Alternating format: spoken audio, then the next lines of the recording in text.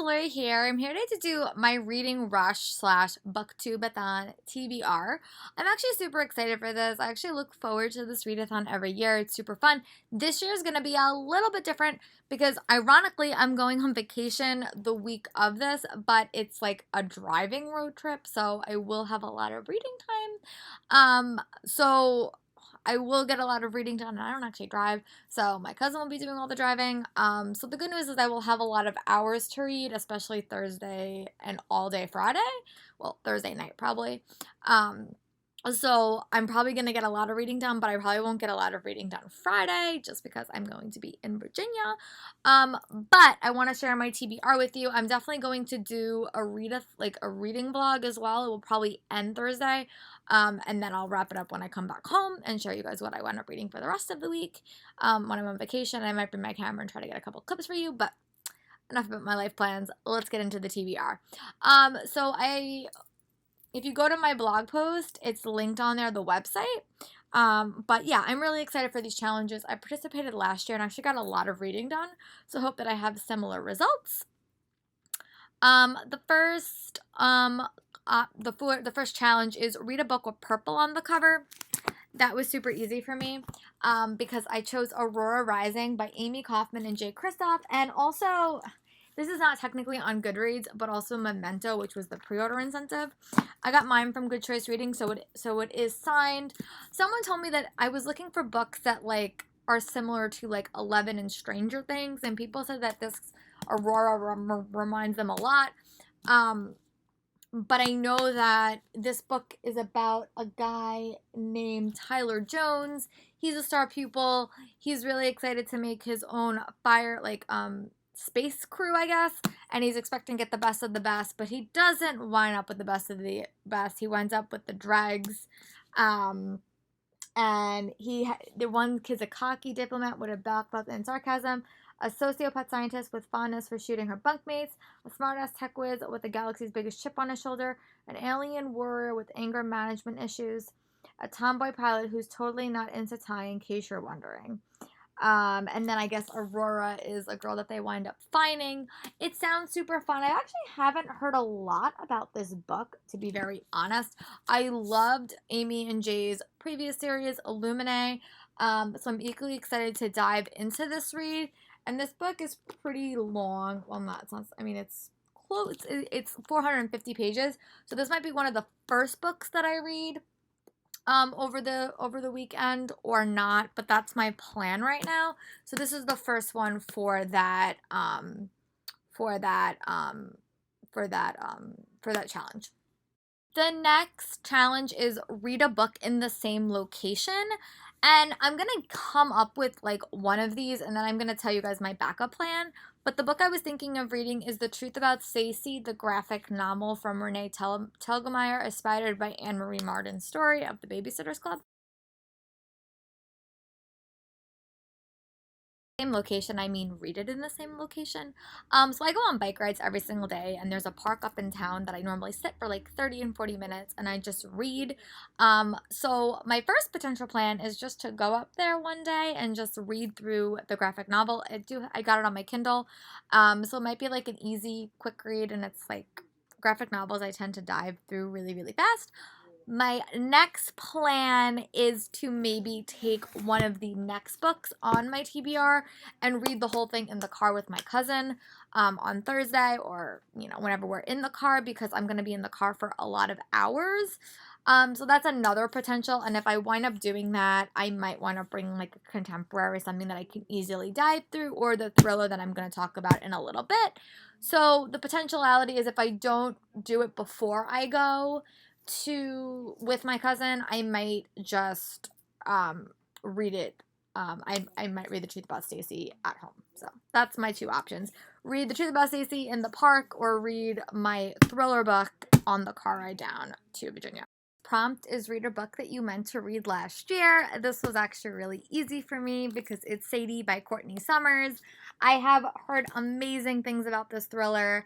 I know it's about a girl named growing up alone in an isolated small town was never easy for 19-year-old Sadie and her younger sister Maddie, but their bond was inseparable. When the unthinkable happens and Maddie is found dead, Sadie will do whatever it is to avenge her sister's murder. And then I also know that this book also has like a podcast component. So that's like really compelling. I actually love podcasts. I love true crime. So I'm really hopeful that I will enjoy this.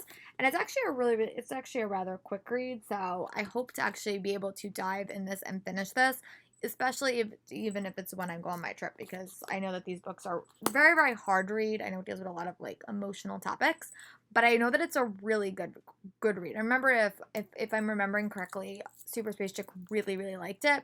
And I tend to have very similar tastes with her in regards to thrillers, so I hope that I enjoy this one equally as much. Is Rita Author's debut, and this one actually corresponds with some of the arcs that I got at BEA. But I do want to read The Wicked Deep by Shara Anchar. I did get Winterwood, which means I have to read the first one first. But this is about a town where in the past, like a long, long 2 centuries ago, 3 witches were sentenced to death for witchery. And now in every I think every, and for a brief time every summer, these witches come and they take over these girls and use them to lure boys. When a new boy comes to town, Bo, he's not prepared for this town, and a lot of drama happens. I know that people really, really enjoy this book, and I really do want to read Winterwood hopefully soon, right around the holiday, right around Halloween. So I would love to read this book over the summer so I can read that closer to Halloween, and it's set in the summer, so I'm really excited for that one as well. The next prompt is one that says, read a book with a non-human main character. And I have 2 thoughts about this. I do have this book, Granted, by John David Anderson. This was a former Owl Crate book, and this follows a fairy. And she's a granter, one of the select fairies whose job is to venture beyond the boundaries of Haven and grant the wishes of unsuspecting humans every day. It's the work of the granters that generate the magic that allows fairies to do what they do and to keep the Haven hidden and safe. But with worldwide magic levels at all-time low, this is not as easy as it sounds. On a typical day, only a fraction of the millions of potential wishes get granted. And even granting those promised few means navigating a human world fraught with danger. Today, however, is anything but typical because Ophelia is going out on her first assignment. She's about to discover what getting what you truly want is more handful than a thing of fairy dust, which sounds adorable, and I love middle grade. I read them so fast. But I also have another thought. If I do wind up by some weird coincidence getting a copy of the sequel to Heart of Iron, I might wind up reading that because that has one of the point of views is a non-human main character. But I actually hope to read this one because I've heard great things about this. This was a former Owl Crate book.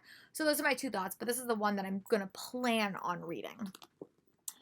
And then the next one is read a book that has 5 words in the title. My first plan is to read The Start of Me and You by Emery Lord, which I would listen to as an audiobook, which I have not read. And I do need an audiobook for next week, so I might wind up reading that.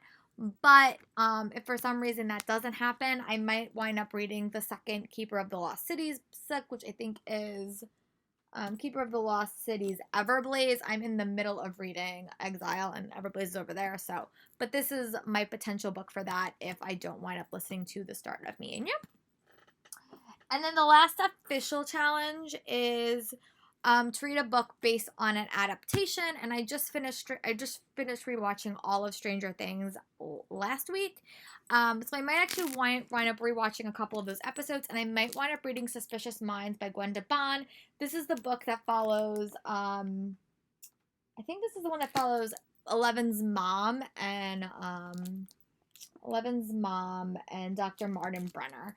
But I've heard really good things about the novels. I really, really love the TV show. If you've been following my reading blogs for a while, you know that I really am obsessed with that TV show.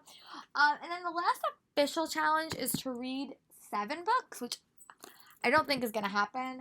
So right now, if I do wind up reading or completing everything on my TBR, it would be 1, 2, 3, 4, 5, 6. So if I had to add another one to the list, I don't know what I would want to picking up, but it might be maybe this. if I had to read, it looks like I had to count this as 7. This probably doesn't count as 7. But I might wind up just picking up another book, like anything, a contemporary that I have on my shelves. So that is my full TBR for the BookTubeathon. Be sure to check out my Instagram and all that other stuff because I'll definitely be giving you guys updates. But let me know in the comments what's your TBR. I love to see other people's TBRs. And yeah, I'll talk to you guys later for another, well, I'll talk to you guys for my reading vlog next week. But bye, guys.